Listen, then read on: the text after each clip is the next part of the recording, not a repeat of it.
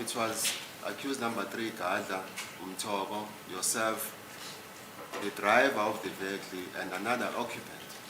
I was under the impression that Mr. Mapisa, accused number 4, was not there. Angifuni ukuthi ngigxile kulo mbuzo kodwa ushilo wathi kwakuwena, kwakuuGadla, Umthoko kanye nomshayeli.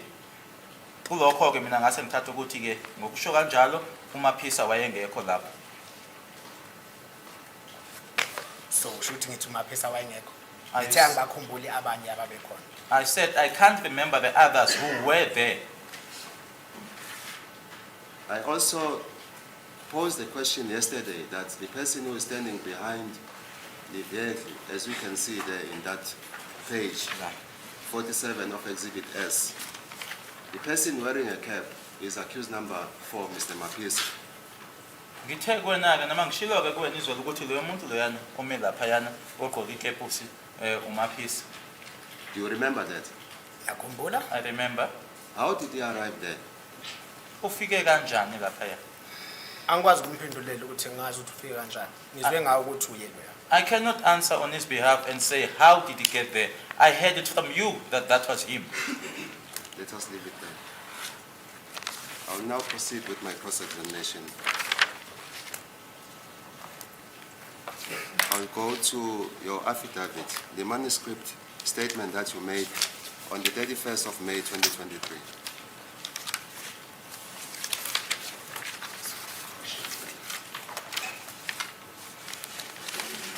Constable, is it correct that you are a member in the South African Police Services with 12 years of experience?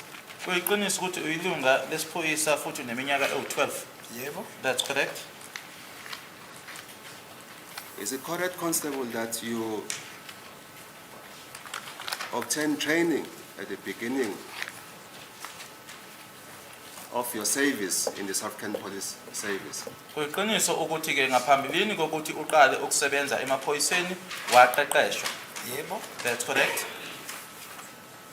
Would I be correct that part of the training that you received in the South African Police Services was with regards to the taking of statements from witnesses? Futhi ke ingxenye yaloko kuqeqeshwa okwakuthola kwakumayelana nokuthatha izitatimende kofakazi. Yebo. Correct.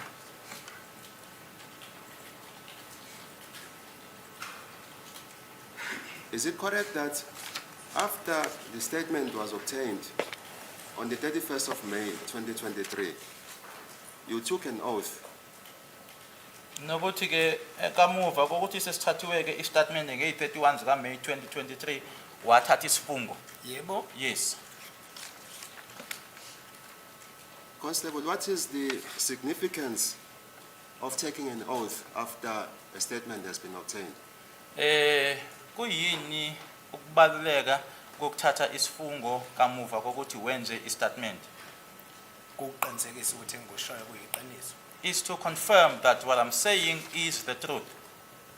Constable, do you confirm that the statement that you made was also commissioned by the Commissioner of Oaths, Brigadier Kininda, and he signed as a Commissioner of Oaths? You also signed the statement and initialed each and every page of the statement. Do you confirm that? Uyaqinisekisa yini ukuthi ke kwase ku commissioner yena ke uBrigadier Kininda wasayinda nawe wasayinda kanye futhi ke ipage nganye ke wena wasufaka ama initials zakho?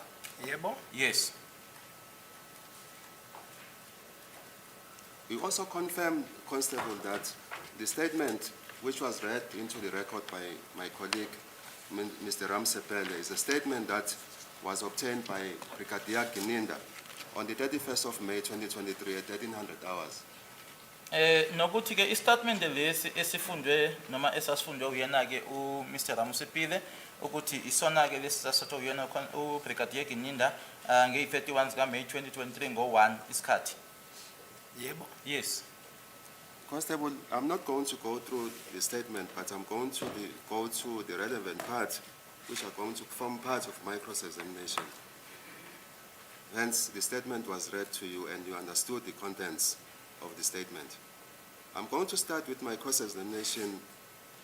Concentrate to paragraph 3 of your statement.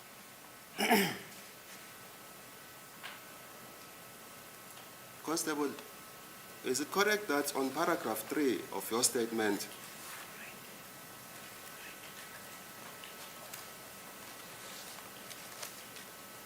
sorry, my lord, I just want to mark.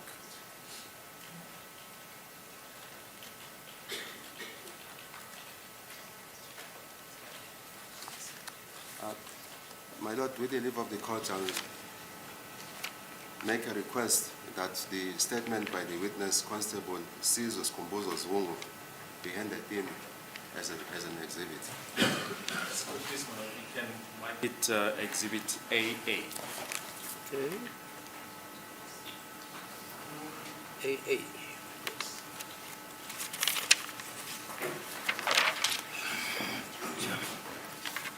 Yes.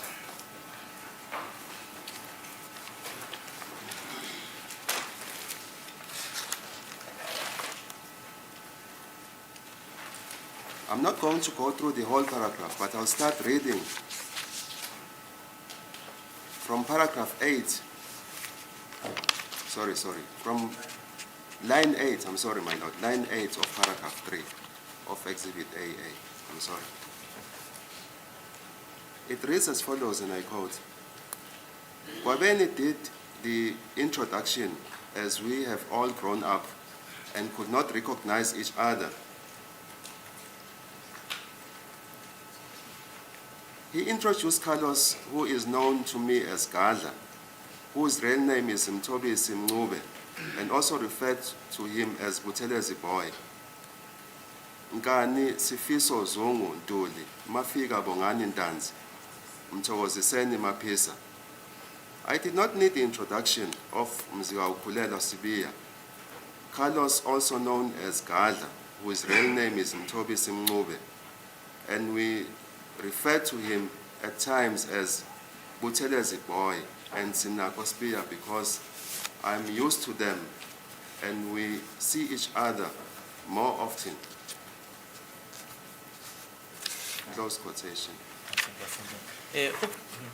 Ukwabeni wase ebachaza ke nanjengoba sasikhule sonke futhi ke sesingazani ke noma singasakhumbulani wamchaza ke noma wamethula uCarlos owaziwa ngelika Gadla igama lakhe ke la ngempela kuMthobisi Mncube no futhi noma ebizwa ke kuthiwa uButhelezi Boy unkani Sifiso kuhle Zungu Ntuli Mafika Bongani Ntanzi Mthokoziseni Maphisa sasingekho isidingo sokuthi amethule noma amchazeke umuzi kaUkhulelwa Sibiya uCarlos owaziwa ngelika Gadla igama lakhe ke la ngempela kuMthobisi Mncube futhi ke besivamise ukuthi simbize ngokuthi uButhelezi Boy kanye noSinako Sibiya ngoba ke ngibajwayele and futhi ke isikhathi esiningi siyabonana. Do you understand the lines, Constable, that I've referred to? The witness notes. Yes. Constable, do you confirm that yesterday, under cross-examination, you mentioned that there is a person by the names of Mtogo who is related to accused number 4, Mr. Maphisa, and that person is accused number 4's brother? Uyavuma ke ukuthi izolo ushilo ukuthi kunomuntu onegama eliwumthoko futhi lo muntu ke uyisihlobo sakhe unumber 4 futhi umfowabo ka accused number 4. Ngikushilo yebo? Yes, I said it. Constable, do you also confirm further that that person, you said, he was also introduced to you as the brother of accused number 4 by Kwabeni? Uyavuma ke nokuthi ke ushilo nokuthi uGwabeni wathi umemethula noma emchaza ke leyo muntu washo ke bona wathi umfowabo ka accused number 4. Yebo? Yes. Constable, I've read to you the paragraph which deals with the introduction by Kwabeni of the person you found at Foster's hostel. You confirm, Constable, that the introduction of Mtogo by Kwabeni as the brother of accused number 4 is not in that paragraph that I've read to you. Uloko ngiqeda ukufundela khona ke manje la uchazwa khona ke ukuthi uGwabeni wayesebachaza ukuthi wobani akukho okushoyo ukuthi wathi uGwabeni uma echaza noma emethula ke lo amethule ngokuthi umfowabo ka accused number 4 akukho la kule ngiqeda ukufunda manje. Ukhuluma ngamaphi umthoko? Which Mtogo are you referring to? No, Constable, please. I'm not going to entertain your attitude. I was patient with you yesterday. I'm asking you simple questions, and I'm expecting to answer to my simple questions, not ask me questions. If you don't understand the question, you must ask that it be repeated. I'll gladly do so. Angeke ke i-attitude yakho ngi-entertain izolo ke ngiyengakubekezela uma kuwukuthi nje umbuzo awuzwa isho ke ukuthi ucela umbuze ngiwuphinde ungangibuzi imibuzo. ukuthi uma ukhuluma ngomthokozisi Maphisa ukhuluma ngomthokozisi accused number 4 noma ukhuluma ngomthoko engirefere kuye. When you make reference to Mthokozisi Maphisa, accused number 3 umfowabo ka accused number 4. I never said accused number 3 is accused number 4's brother. When you refer to Mthokozisi Maphisa, are you referring to accused number 4 or the Mthoko that I referred to? No, Constable, don't downplay. You understood the question very well. That's a good testimony. The case is simply seeking clarification. Yeah, There's I mean, nothing wrong. the evidence is clear. There are two Mtogos. And when this witness wants to find out which one you're referring to, you say he's wasting your time, you mustn't play marbles. I'm going But as to, I'm listening to the evidence, there are two Mtogos. Two. yes. And he's entitled to ask which one are you referring to, because you're putting it to him that the fact that Gwabeni introduced this witness called Mtogos, who is apparently said to be the brother of number 4, it was never mentioned in the statement. And when the witness wants you to clarify that, you make short shrift of his request. I'm sorry, my lord, may I repeat the question for the witness? I'm going to repeat the question, Constable. The question to you is that in that paragraph, the lines, more particularly the lines that I've read to you, it is not in that paragraph that Gwabeni also introduced Mthogo, not Mthokozisi. Please try to understand this. Grasp this name, Mthogo, to you as the brother of accused number 4. That is the question. Lana ne kunale ndawo la othi khona ke uGwabeni uma ebethula noma ebachaza wathi umthoko umfowabo kaMthokoziseni Maphisa. Uthi ke lokho akukho la kule ndawo la eqala la ukuthi uGwabeni wasebachaza ukuthi ubani. Lana ke kuyona yonke lento ayikho indawo ethi wathi uma echaza umthoko wathi umfowabo kaMthokoziseni Maphisa. Yes. Ayibhaliwe la. Yes, thank you. Sengakuphendula mhlawumbe uzokuzwa lokho. Uyabona uma uchaza umuntu wayengafikanga ukuthi abamise bonke athi lapha lo yilo. Kwakufika lo ngizokhuluma naye ngalesikhathi. Mangikhulume nalo, kwafika oyisibili wayengeke athi lo yilo yawaloya. Kodwa kwakusimple ukuyithe umfowabo kaMaphisa umthoko. Akashonga ukuthi ngoba beme bonke la kanye isithi lo umfowabo kaMaphisa lo. Cha. He didn't make them to line up and then introduce them one by one. I would be speaking to a particular person, he would then come and say, this is who. He would not then say, if Mthoko is here, and say, now this one is the brother of that one. But he would introduce a person at a particular point when I'm speaking to that person at that time. I'm going to proceed. At least I've validated what I wanted to get. I'm going to argue later. Ngizoqhubeka ke lokho ke ngizokhuluma kumase ngenza izethulo zami enkantolo. Can we then now move to paragraph 4 of your statement, exhibit AA? But before I pose the question, I just want you to clarify this for me. You said in your evidence in chief that at some point you left the hostel to buy liquor. Eshilo ke ukuthi kwakunenkathi la enahamba noma owahamba khona ke ehostel waphuma niyothenga utshwala. Yebo ngishilo lokho. Yes, I said that. On how many occasions did you go out? Kwenzeka lokho amahlandla amangaki ukuthi uphume ehostel? Uphuma hostel complete out of your hostel noma uphuma ehostel eminyango yengaphandle. Is it like leaving the hostel completely or just leaving the hostel going out of the door to the outside? To buy liquor. Ukuyothenga utshwala. On how many occasions? Ngaphuma amahlandla amangaki? Ngeke angakhumbuli. I can't remember. Was it once? Once. Did you go out once? Uphuma ngaphandle hostel. Sir, Ukuyothenga utshwala. please, Utshwala. Yes. Maybe more than once. Because ngiyakho khona la dayisa khona utshwala ngisho ukuthi ngihamba nomunye intombazane ngiyothenga khona la iduzane. I would say more than once because there's an occasion which I made mention of where I went out with a lady. It was just close by to go and buy liquor. Okay, I understand you.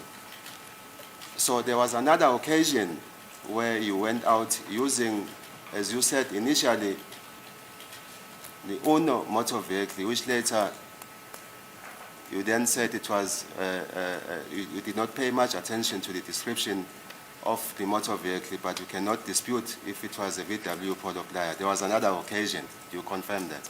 Likhona elinye ihlandla ngithi uzokhuluma ke uyakhumbula ukuthi ukhulume ngeUno wase bakhona ke nelinye ihlandla ke la uthi khona ke awubhekanga ke ukuthi imoto yinike kodwa ungeke kuphikiseke ukuthi kwakuyi VW. Njengoba ngike ngabosho ukuthi imoto angiyibhekanga ngoba isikhathi side isikhathi kwenzeka kuso. Ngangikhumbula ukuthi imoto encane irange. Uma uthi Polo Player ngiyavumelana ukuthi okay, maybe ngenza mistake mangithi Polo Player. Kodwa iyo imoto red engaphuma ngayo mangiphuma ngaphandle kwehostel. I did say that I did not take I didn't concentrate on the details or particulars of the car, but it was a small red car. But if you say that it was a Polo Player, then I would then accede to that because it's a long time ago that this happened. Maybe I made a mistake by saying that it was an Uno. Okay, let us now move on to paragraph 4 of your statement. Line 10 to 11 of that paragraph. It reads as follows. I also at some point went out to the shops to buy some alcohol drinks with a certain lady and came back into Kwabeni's house. Close quotation. Kunehlandla ke la engaphuma khona ngaya ezitolo ngiyothenga ke utshwala ngihamba ke nesisi othize ngase ngibuyela khona ke emzini kaGwabeni. You confirm that at some point, as you have answered my question, that you went out with a certain lady to the shop. Uyasho nanjengoba uqeda ukusho ukuthi ukhona lo sisi owaphuma naye. Yebo ngoba ngisho ukuthi khona intombazane engaphuma nayo ngawuthenga nayo. Yes, just as I said that there's a lady that I went out with to go and buy a liquor. When you were going out with that lady to buy alcohol, did you drive or you walk on foot? Ingabe kathi uhamba ke nayo leyo ntombazana nahamba ngemoto noma nahamba ngeenyawo? Sahamba ngenyawo. We walked.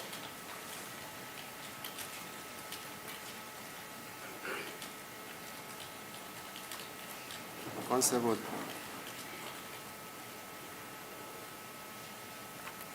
is it correct that there is another occasion where you went out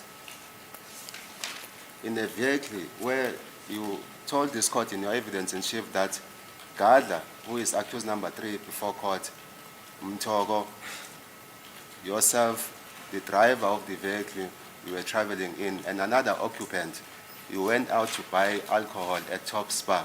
Angithi noma uyavuma yini ukuthi likhona lelihlandla ofakaze ngalo la enkantolo othi kwakuwena kuuGadla uaccused number 3 uMthoko umshayeli wemoto kanye nomunye futhi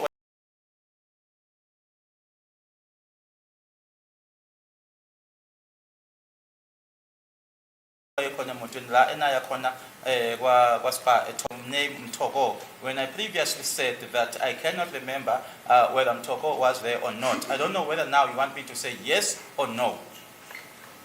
Constable, I'm taking the name Mtogo from you. You said on your own words that Mtogo was in the vehicle when you went out. Not Mtogo, the brother of accused number 3. That is what you told the court. Mina ngikubuza ngento eshiwo wena uma ngithi Mthoko manje ngikhuluma ngobrother wakhe ke ngikhuluma ngobrother uMthoko igama lelo eliphume kuwena. Uma ungibuza ngomthokozi ngomthokozi. Uma ungibuza ngomthoko awungibuza ngomthokozi. Ngizocela ukuzama ungazami ukudlala ngamagama kodwa nje ucacise ukuthi ukhuluma ngomthoko. No, I'll do that. Ngithe ngahamba no accused number 3 nabanye sasiyi4.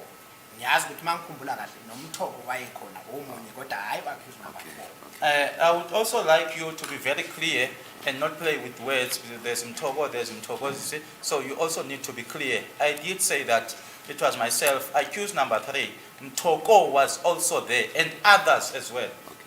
Then answer the question. Uthini umbuzo? What is your question? The question Yona was, Hlanhla ukhuluma yes, ngathi I'm saphuma sorry. siya ngale mashop. Is that the occasion you are referring to? That Yes, yes, Ngesikhathi siyothenga utshwala esikhathi. yes, yes. So umbuzo uthini la? What is Uthi yile lokho sahamba na? Yes, the question is, then there was another occasion where you went out. It was the 4 of you, as you have answered me, going So out ukuthi to buy. lalikhona-ke leli hlandla leli la kwakuyinina nobayi-4 enayo angabe niyothenga utshwala. Kulelo hlandla ngochazela ukuthi yilo elenzeke ukuthi lama ubheka ukuthi we went out to buy alcohol. Isiphume ngemonto sabuya saphinde ngaphuma nalo chair. Okay, okay. Yilokho mhlawumbe ngathi awuqondi. No, I get it. Maybe that is what you don't understand. It is mentioned here that we went out, that is now traveling in a vehicle, where we went to go to buy liquor, and then we came back. I then went out with this lady. Maybe that's where you don't understand. Mangihamba nalo esifazane ngangahambi nomunye ngihamba naye kuyimi naye phela. When I went with the lady, there was no one else. It was only the two of us. Yeah, there's no problem. But, so as you are saying, I just want you, me to understand you clearly, because you want me to understand. The first occasion when you were traveling, sorry, it was the first occasion when you were using the vehicle, then the second occasion was when you were walking on foot with the lady. Ngifuna-ke nami ukuthi-ke ngikuzwisise kahle. Ihlandla lokuqala ileli enanihamba ngemoto, elesibili ihlandla ileli wena-ke uhamba nale ntombazane. Yebo. Yes. Constable, do you confirm that it is not anywhere in your statement that at some point you left in the vehicle in the company of Gadla, who is accused number 3, and another person whom you say it's Mtobo, and some other person in the vehicle? It is nowhere in your statement. You confirm that? Uzokuvuma-ke noma uzoqinisekisa yini ukuthi lokhu okukhulumayo ukuthi wahamba ngemoto uwena uGadla Mthoko kanye futhi nabanye-ke ukuthi lokho akukho nje la kwistatement sakho? Ngulungisile lokho mangikhumbula amakhulunywa ngestatement eqaleni ukuthi okunye bekuphume ngenanga la wayile kumele ngene ngakhona njengalokho ukuthi siphume yilokho bekutshela ukuthi akuphumanga lokho nje ngokunjalo ngicabanga ukuthi ngilungisile kuba bokuqala u-advocate bayiqala ngakho ukuthi sabuyela kukho nje. I think I rectified that when I made mention that there were certain things in the statement that did not come out in the manner in which it was supposed to. I think the witness refers to the first advocate when he was cross-examining. So you are now going back to that. Yes. Yes, I'm going back to that.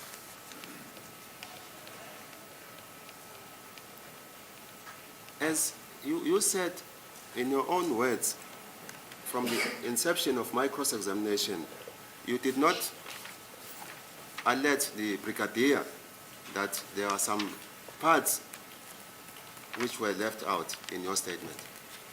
Nanjama bengikuvezile-ke noma ngikushilo lokhu mangiqala-ke ukubuza imibuzo ukuthi-ke awuzange lokhu ushoko noma ukuveze kuyena ubrigadier ukuthi khona-ke lokhu okusalele okungabhaliwe la phansi kwistatement. Njengoba ngasho istatement mangisenza ngasenza ngahamba ngithe mangibona amaphutha ngabe sengisilungisa ngokwami kodwa ngisithola ngesikhathi sokuthi ngibele kubrigadier ngize ngaya ngase ngiya ku state prosecutor ngafika ngitshela khona ngaba yezinto engiyibonile ukuthi akuzona. I did say that I made the statement and I left. It's only after I left where I then picked up that there were some mistakes which I then rectified on my own. But I never got the time to get back to the brigadier and inform him of that. But it was only when I sat with the prosecutor that I then indicated those mistakes. Okay. Let us now proceed and move to paragraph 5 of your statement.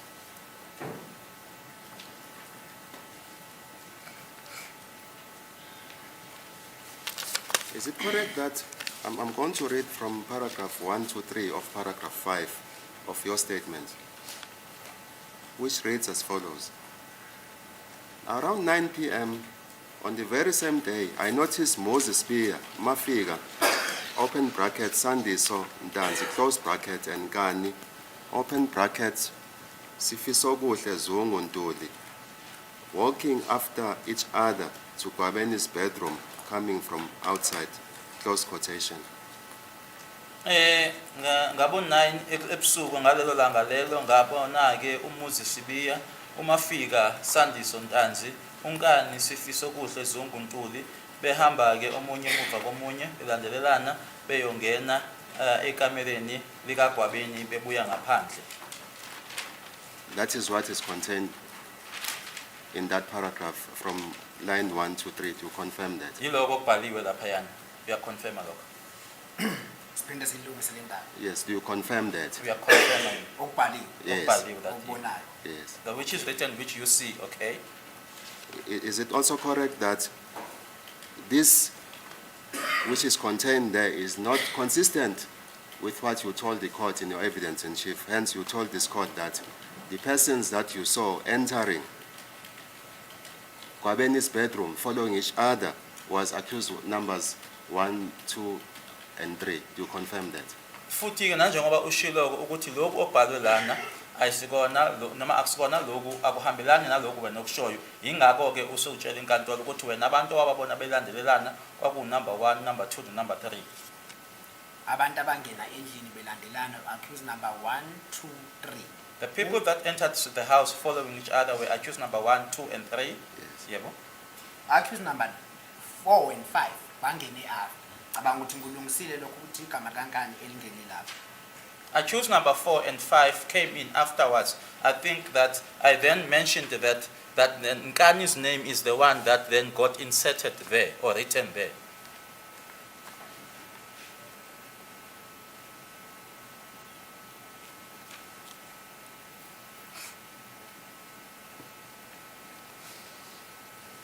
Is it correct that, Constable, at line number 5 of the same paragraph of your statement, it reads as follows: as I was approaching the bedroom, I could hear Kwabeni saying, "There comes Baba Mncane." Ngithi kubhaliwe ke lapha ukuthi ngathi uma sengisondela ke ekamereni ngamuza uGwabeni ethi nangeza ubaba. Manage your child's allergy symptoms. Be prepared with Telfast. 7 out of 10 parents trust the pediatric offering. Ngathi uma sengisondela ke ekamereni ngamuza uGwabeni ethi nangeza ubaba omncane. Yebo. Yes.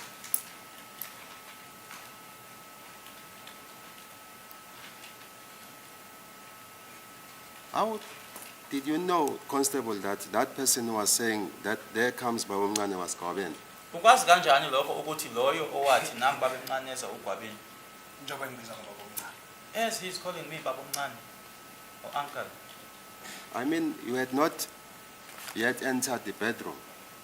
So how do you know that it was Kwabeni who was saying those words? Well, angithi wawungekangeni ekamereni manje wazi kanjani ke noma wawazi kanjani ukuthi kwakuGwabeni lo wayesho lawo mazwi? Akekho engasho njalo ngaphandle kwakhe. No one else could have said that except him.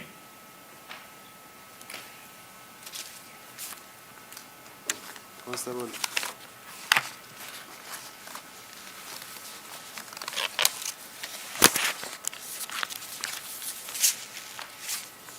I'm going to take you to the transcribed record of the 7th of September 2023, which contains your evidence in chief.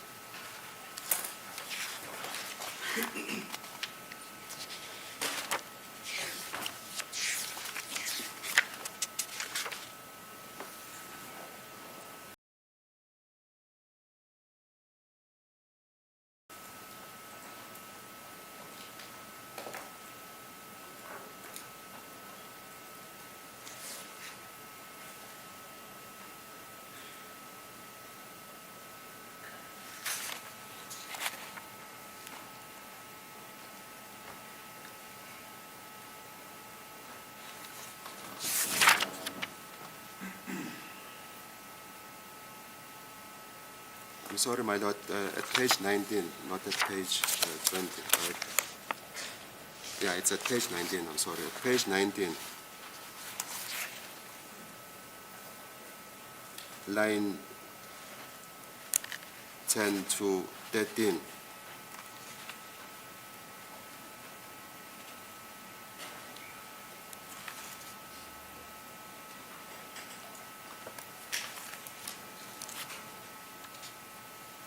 Constable, page 19 of the transcribed record is your evidence in chief on the 7th of September 2023. I'm going to start at line 10. Line 10 is the questioning by my colleague, Advocate Baloyi, for the state.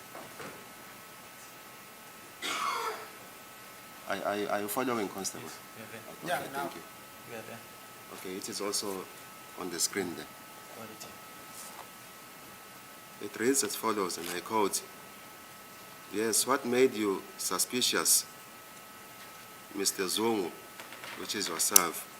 Your response was the following: "Okay, it is the manner in which they came in.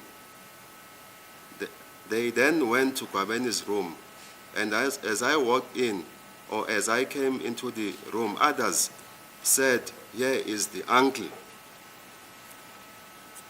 Then the rest is not relevant for purposes of Lana this ke question." usebuza ke u-advocate Baloyi yini ke eyakwenza ukuthi ube ney'nsolo. Okay, indlela ke abangena ngayo base beya ke kwikamera likaGwabeni, ngathi ke uma ngingena noma ke sengizongena ekamereni abanye base bethi nangu ubaba omncane eza,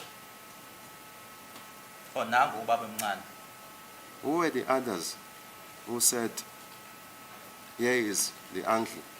I'm quoting this or basing this from what is documented in that line. Lokhu ngikusho ke ngale nto ebhalwe lana ke obani abanye ngoba lana kuthiwa abanye base bethi nangu ubaba omncane. Wayengayedwa uGwabeni endlini, wayeseno-accused number 1, 2, 3. So wayesenabanye angithe endlini. Wayengakhulumi yedwa. Kwabeni wasn't alone in the room. He was in the presence of accused number 1, 2, and 3. So it was not only Kwabeni who said, "Here comes Baba Mngani." Ukusho ukuthi kwakungasiyena kuphela uGwabeni wathi nangu ubaba omncane eza. uGwabeni wakhuluma lo mazi. Wayengawakhulumi ukuthi bonke bawakhuluma ukuthi nomunye nangu omncane uGwabeni wakhuluma lo mazi. Kodwa wayenabanye angithe endlini. Kwabeni is the one who said those words. It's not like he said it, the other said it, the other one and the other one.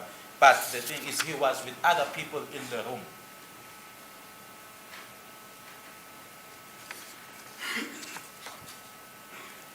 Is it also correct, Constable, that what made you to be suspicious was the manner that they walked in? They walked in fast, they were walking fast, and they looked shocked. That is what you told this court in your evidence in chief. Angito You confirm that? bakutshela ke ukuthi ke okwakwenza ukuthi beney'nsolo indlela abangena ngayo bangena bejahile futhi ke kuke ukuthi bethukile. Yebo, yikho ngikushilo. Yes, that's what I said. Is it correct, Constable, that you did not qualify your suspicion by saying that they looked shocked and they were walking fast into Kwabeni's bedroom in your statement? Kwi-statement sakho lokhu kokuthi bangena bejahile futhi kubonakala ukuthi labantu bethukile laba ukuthi akukho lokho kwi-statement sakho. Indlela abangena ngayo bejahile ukubonakala ukuthi futhi khona lento ebathusile ukuthi lokho akubhalwanga lapha e-statement sakho. Hayi, but statement bangena belandelana. Ukuthi bangena bethukile mhlawumbe indlela bengokuchaza ngayo. Ngoba uthi ne-training ephoyisa yangifundisa ukubona ukuthi lo isigebengu ngabo laba babuyoganga somewhere. Ile training yakwazi ukuthi bazi basoma balanda istate. You made reference to my training. So that particular training is the one that then made me to be able to see that these one are coming from committing something, which then made me to follow them. Here it is only written that they came in following each other. Yes. But you confirm that that is not in your statement. Kodwa kuyavuma ukuthi akukho lokho lapha e-statement sakho.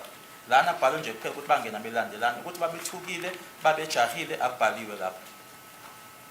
Kunjalo. That's correct. Okay, thank you. Bangena belandelana futhi. Right. No, you are right. Thank you.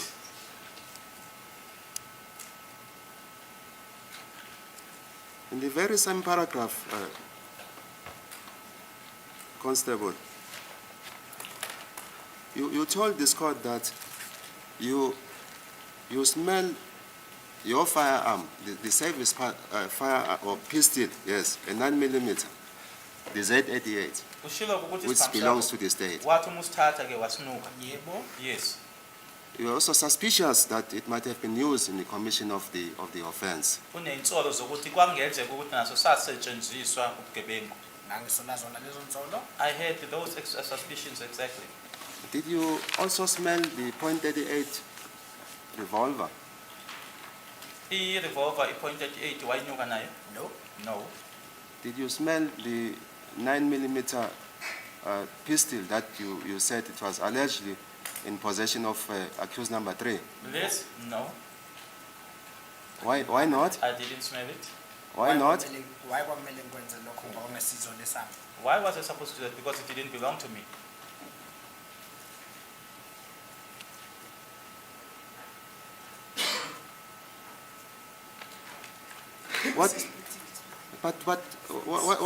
What made you, to smell your firearm? You're suspicious that it had been used in the commission of the offense. Kodwa kwakuyingani usinuke sakhe isibhamu ngoba uney'nsolo zokuthi sasetshenziswa kubugebengu. Ngangibona abanye bephethe ibhamu. I saw others carrying firearms. I really don't understand.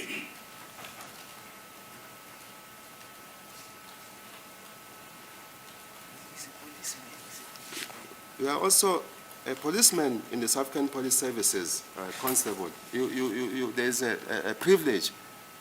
It was highlighted to you yesterday. You are at liberty not to answer questions which I posed to you because of that privilege in terms of Section 203 of the CPA. As a police officer in the South African Police Services, you see exchange of firearms. In the hostel room, you do nothing. Nanjengephoyisa ke utsheliwe ke futhi nangalo privilege onawo ke nanjengephoyisa ke ubona ke kushintshiswana ngezibhamu lana ke ehostel nanjengephoyisa akunalutho nje owalenza. Ngicabanga ukuthi ngalenza yikho ula icourt ingakho sila icourt namhlanje. I think I did do something, and which is why we are here in court today. Yeah, but that happened some years later. I mean, on that particular day, the 26th of October 2014, you did nothing. Yebo lokho kwenzeka ukuthi ukwenzeka emuva kweminyaka kodwa ngikhuluma ngaleli langa lange-26 zika October 2014 akukho okwakwenza. You confirm that you did nothing.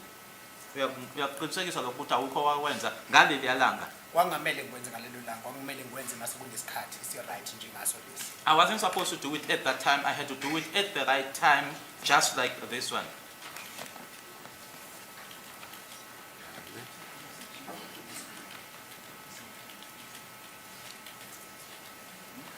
Is it correct, Constable, that at line 20 and 21 of paragraph 5 of your statement, you said the following, you said the following, Mthokozi Simapisa and Carlos Mthobisi Ngube walked into the bedroom and sat on the bed. Laphayana ke ubhale noma utheke uMthokozi Simapisa kanye noCarlos Mncube base bengena ke ekamereni bahlala phezu kombhede. Yilokho okubhaliwe lapha. Yilokho okubhalwe la. That's what's written here, yes. So, and what you told this court in your evidence in chief, you confirm, Constable, that it is inconsistent with what I've read to you. In fact, in your evidence in chief, you told this court that the two persons who entered was Mthokozi Mapisa, accused number 4, and accused number 5. Kodwa ke lokho okubhaliwe lana ayisikona lokho okukhulumile wena uma utshela lenkantolo wena uthe abangena kamuva belandelana kwaku accused number 4 and number 5. Ngicabanga ukuthi ngilungisile leli phutha njengoba ngishilo leli yagama kwangamele lingene lapha salilungisa nasekuqaleni namanje futhi ngiyalilungisa. I think I rectified that That the name at the top was not supposed to have been written there, and I'm still rectifying it now. ukuthi accuse number 4 no-accuse number 5 bangena emva kwabo laba bangena kuqala laba abanye bona bangena ekugcineni. That accused number 4 and 5 came in after the others that already came in.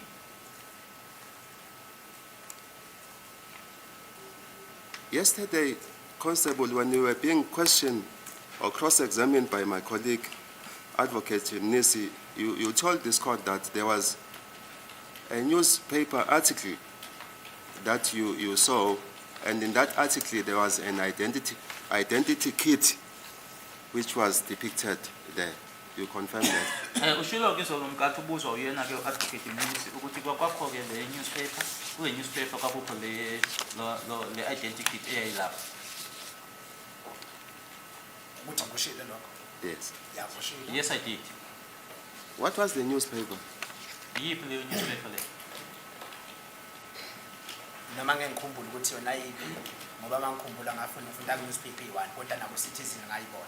Although I can't remember which particular newspaper because I did not only read one newspaper, but I saw it on the Citizen as well, or in the Citizen. Constable, there is an identity kit which is attached in a statement of the warrant officer in the Southern Police Services, Warrant Officer Amanda Yvonne Steenkamp. We had agreed, my lord, that in the event that the state is not calling the warrant officer, that is Warrant Officer Amanda Yvonne Steenkamp, the defense agreed that it is going to call the warrant officer as the defense witness.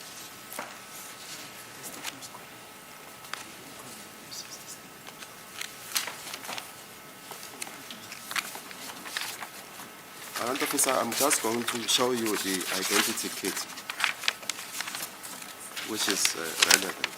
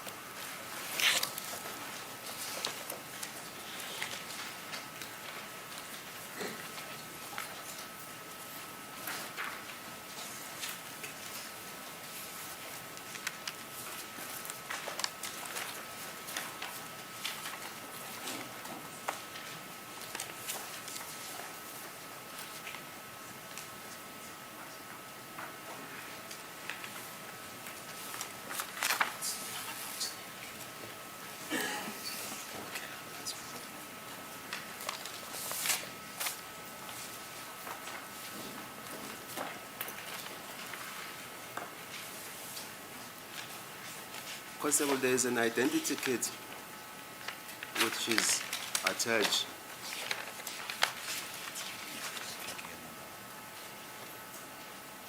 You see the pictures of the identity kit? Uyayibona lezo ithombe ze-identity Zerust. of the Rasta person. Of the Rasta person. Yes, the person with dreadlocks. Yeah. Yes. Yes.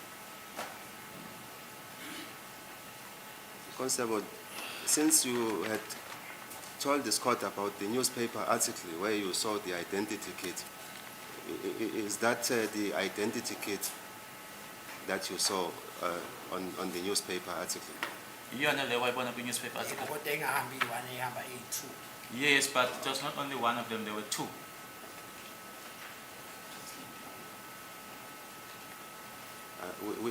Which one? Which one is that? The one that you saw in the newspaper Wayibona article? kwi-newspaper yiphi? Can you show us? Engahambi iyi-1 shuthi kulapha kunama-suspect ayi-2. okay. Kwi-newspaper. On the newspaper, there were two suspects. It was not only one depicted.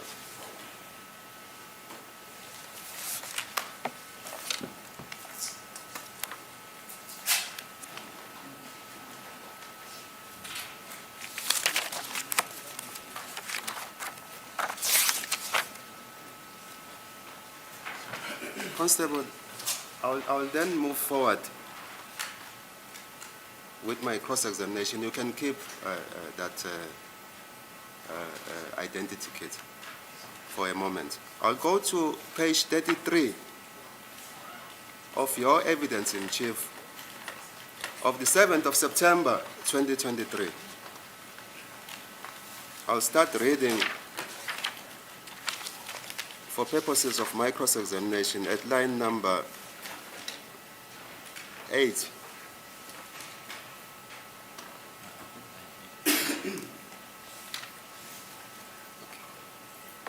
I'll start from what you told this court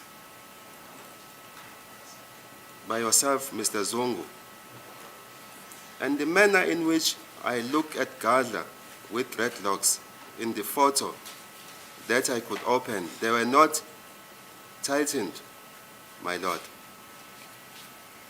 Lana ke ngiphendula ke noma indlela ubufakazi bakho ke lo ngendlela ke engabheka noma engabuka ngayo uGadla ngama dreadlocks kwisithombe leso engangasivula ayengaboshiwe. Then it continues as follows by the interpreter. The witness is indicating that the ones that were on the newspaper, those ones were not loose, but Gadla's dreadlocks were tight. That made not then to put emphasis on him, that it was him, or close quotation. Bese kuthi lana ke itolika ufakazi ke uyasho ukuthi lawo aye kwi newspaper lawo wona ke lawo wona aye loose kodwa wona ke ama dreadlocks kaGadla ayeboshiwe yilokho ke okwenza ukuthi ke ngigxile kuyena ukuthi kwakuyena. That made not then to put emphasis on him, that it was him. Sorry, I missed the note. Yes. Kwenza ukuthi ngingagxili kuyena, my apologies. Kwenza ukuthi ngingagxili kuyena. So, to assist you to loosely translate this for you and myself and for the court to understand, what you are saying is that the person in that, not the person, the identity kit there, the one that you have said, there were two photos. Are you with me, Constable? I'm with you. Okay. So, and the one that you saw on the newspaper article, you said they were similar. So, it made you to conclude that those that was not Gadla, accused number 3, because his dreadlocks were tied or planted. Okulana kule identity kit naloko wakubona ku newspaper ukuthi ke lawo madread lawo ukuthi wona aye loose akwenza ke usho ukuthi cha wangasiyena ke uGadla ngoba lana a loose akaGadla wona ayeboshiwe. Ngoqondisele nje lento ngokubuka kwami mangibuka lesithombe asifananga nesithombe engangade ngimbone ngaso uGadla eyiko. Just to state to correct that for you, in the manner in which I looked at this photo, it made me not to see Gadla. It was not Gadla as I had seen him. Yes. No, we are together. No, I understand. That is the answer that I wanted from you. So it was not the correct description of Gadla. Okusho kwakungasiyona wayengachaziwe ngendlela ke ekuyiyona uGadla la uma echazwa la kule identity kit. Ngiyangithi kwakungachaza uGadla noma kwakuchaza uGadla ngisho ukuthi nendlela engangimbone ngakhona nendlela engabuka ngayo yayingafani nale ndlela engimbone ukuthi yena wayewafasile la yayingafasile. I wouldn't say that this was Gadla being mentioned or not, but I'm saying the manner in which I looked at the photo and also how I saw Gadla, to me it was not the same, because when I saw Gadla, his dreadlocks were tightened.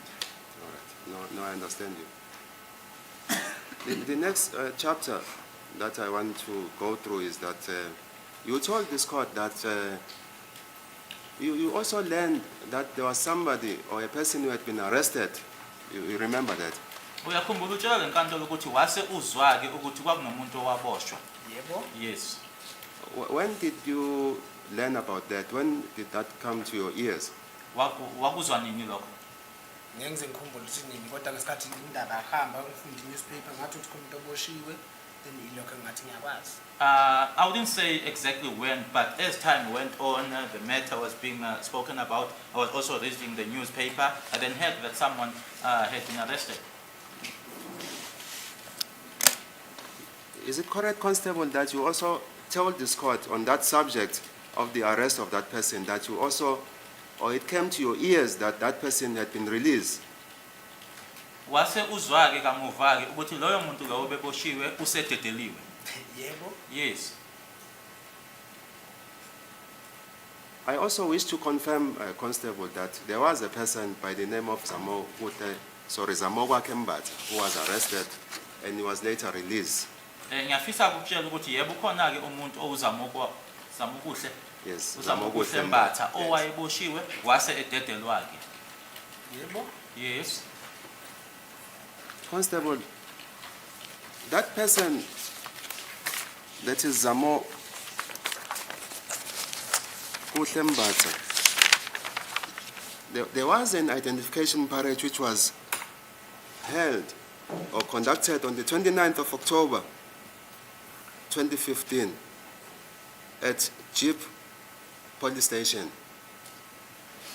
And that Ikhona-ke identikit eyayibanjiwe-ke ngeyi-29 zika-October 2015 kwi-police station yase-Jeep. Zamo Kuhlembata, Constable, was pointed out by the witnesses who were in the house when Mr. Senzo Meyiwa was shot and killed on the 26th of October 2014.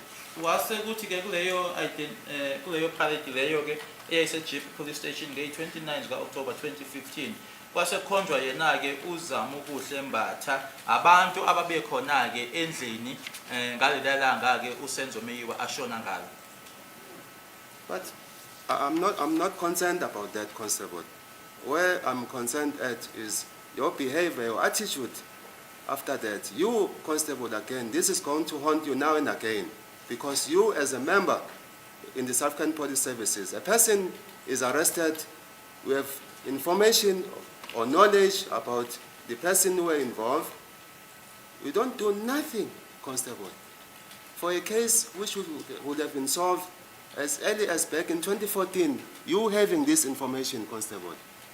Nalapho-ke ngizothi-ke i-attitude yakho-ke Constable nanjengephoyisa icala leli kwangabe mhlambe-ke eselaphothulwa-ke ngaye-ke u-2014 loyo uyezwa-ke ukuthi kunomuntu oboshiwe akunalutho nje olwenzayo uhlezi nje awenzi lutho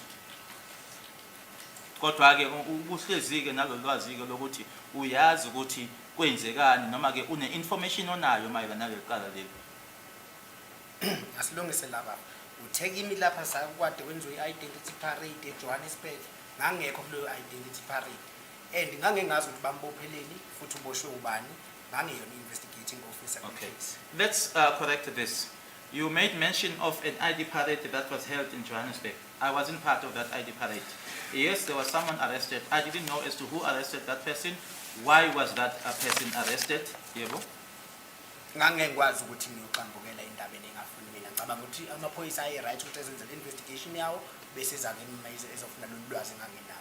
Also that I wasn't the investigating officer, and then I would not have then interfered in something that didn't concern me. The police were correct in doing their own investigation. Was it not on the news that a person had been arrested? Kwakungekho lokho kuyindaba yini ukuthi kunomuntu oboshiwe? Kungaba khona kwabezindaba kodwa kwangasho ukuthi mina sengisiqinisekiso sokuthi ngiyazi ukuthi ubani okwenzile. Ngangekho kakhulu. It might have been on the news, but that didn't mean that I had now confirmation that I know as to who did it. I was not at the Khumalo household.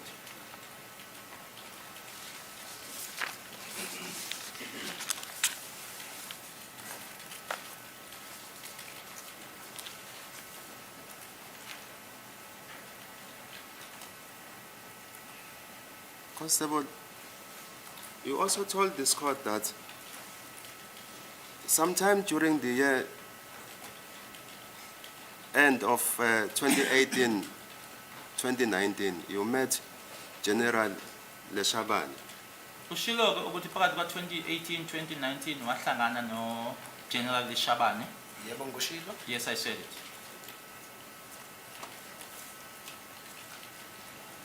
The reason why, Constable, I'm going to refer to the following questions to General Leshabane and ask you to confirm is because the defense that is myself and my four colleagues, sorry, the three colleagues, have not been provided with the statement of General Lishabane. Manje ke imbangela ke ukuthi ngizokubuza ke ngakho lokho ngizokubuza ngayo uGeneral Lishabane ingoba ke thina ke njengabameli asinikwanga ke istatement sakhe uGeneral Lishabane. So the statement of the general, if it was already there in the docket, it was not provided us as further particulars that were provided to us by the state. Uma kuwukuthi ke besikhona vele istatement sakhe uGeneral Lishabane kwitokodo kodwa ke thina asisinikwanga njengabameli.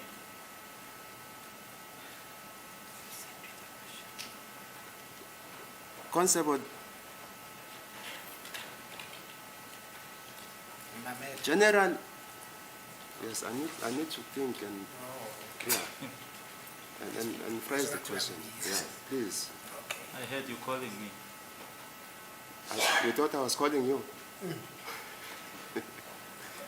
God, please, my lord, we just want to object to that insinuation that the statement of General Lishabane might have been in the docket and that it wasn't provided. We gave the defense all the affidavits that we had in our possession. Yeah, Mr. Kumalo. I'm sorry, I meant to say that it was not provided to us, so it means it was not. But he says he gave you all the relevant documents you're entitled to in terms of the law. Yes. But you see, he says we're insinuating now that there are documents, for instance, Lishabane's statement, which you're insinuating is holding back. No, And I concur with yes. this. No, that was not my intention. Now we are going to cross-examine this witness without having access to Lishabane's statement.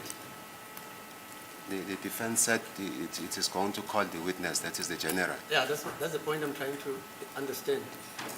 You're cross-examining him on the basis of no statement which he has made. Made by the general. I'm going to cross-examine my lord based on the fact that he has mentioned the general in his evidence in chief. Oh, okay. Yes. Fine. Yes.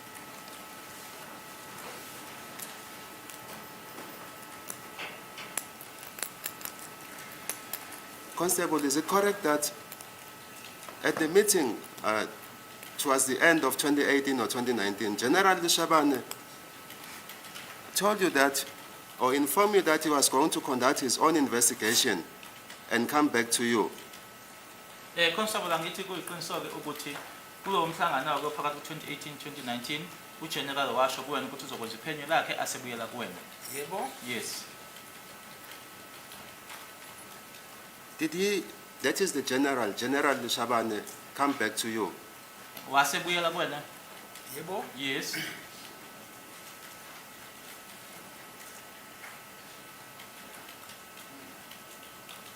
When he came back to you, did he inform you about the outcome of his investigations? Uma ebuyela kuwena ke ngaba wakutshela yini ngemiphumela yophenyo lwakhe? Yebo. Yes.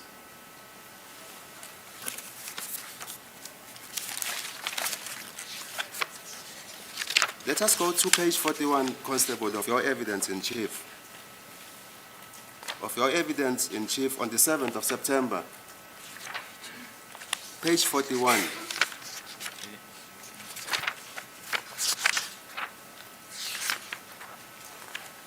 I'll start reading from line 14 of page 41. It reads as follows.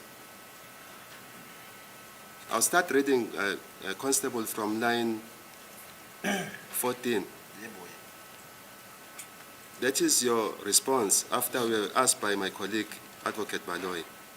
He then informed me that he himself will then conduct his investigation and thereafter will come back and inform me. But I did not tell him that I was at the hostel. The reason why I did not inform him that I was at the hostel, that I did not want to give him this information, that it was coming from me, and also did not have any certainty with regards to that. Ngase ngimtshela ke sorry wase engitshela ke ukuthi yena uzokwenza olwakhe uphenyo emuva kwalokho-ke abe esebuyela kumina-ke kodwa angizange ngimtshele ukuthi ngangise-hostel. Imbangela yokuthi ngingamtsheli ukuthi ngangise-hostel, ngangingafuni-ke umnikeza leyo information ukuthi yayiqhamuka kumina, nokuthi futhi-ke ngangenaso isiqinisekiso mayelana nalokho. There was a follow-up question by the State Advocate Baloyi. With regards to what? Then your answer was that those who killed Senzo Meyiwa, that I was with them at the hostel. Close Wasebuza-ke quotation. u-Advocate Baloyi ukuthi mayelana nani, waphendula-ke wena mayelana nalabo ababulala uSenzo Meyiwa ukuthi nganginabo e-hostel. Do you understand? Ngiyakuzwa. kahle kakhulu. Very well. Constable, General Shabane was a senior member in the South African Police Services, not part of the investigations. Why then, Constable, would you not tell the General that you were with those who killed Senzo at the hostel? U-General Shabane lona-ke oyi-senior member emaphoyiseni futhi engasiyona-ke ingxenye yalabo abaphenya icala, kwangani-ke ukuthi ungamtsheli-ke noma ube ne-information oyigcinayo-ke ongamtsheli yona ukuthi labo babulala uSenzo Meyiwa wawukade unabo e-hostel? Sengaphendula. May I now respond? Okay baba. Isizathu sokuthi besenze ukuthi ngingamtsheli ngani. Ngangazi ukuthi mangamtshela ukuthi nganginabo ngeke sayenza investigation ila uqhubeka ne-investigation yakhe e-email. Ngani ukuthi athi utshelwe yini ukuthi ubani wenze ini nani. Okay. The reason why I did not inform him was that now that was going to stop him from doing his own independent investigation. He was now going to say that he was told by myself as to who did what. Ngoba nami ngangenasiqiniseko sokuthi yibo abenze lokho. Ngangifisa ukuthi mayisezenze le investigation angazi sikwenzakaleni. Because I also did not have certainty that they are the ones who committed the offense. So I wanted him to come back to me and then inform me as to what happened.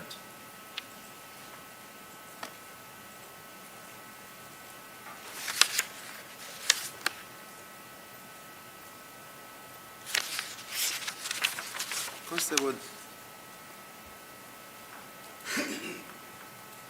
it doesn't end there, because on the 13th of September 2019, that is at page 44 of your evidence in chief on the 7th of September 2023,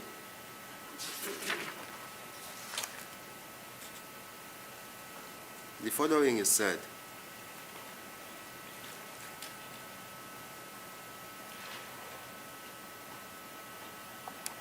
At line 9, that is the questioning by my colleague for the State Advocate Baloyi. Yeah, but what was discussed at the meeting with Brigadier Gininda on the 13th of November 2019? Lana-ke usebuza-ke u-Advocate Baloyi ukuthi yini-ke ekwakhulunywa ngayo noma eyaxoxwa-ke kulowo mhlangano kanye naye uBrigadier Gininda ngeyi-13 kaNovember 2019. Ngicabanga ukuthi kwakuyiyo investigation. No, just hold your horses, please. I'm reading here, I'm not done yet. Ngimnika zona zonke. I want to give it all to you. Yeah, can we adjourn? It's 4:15.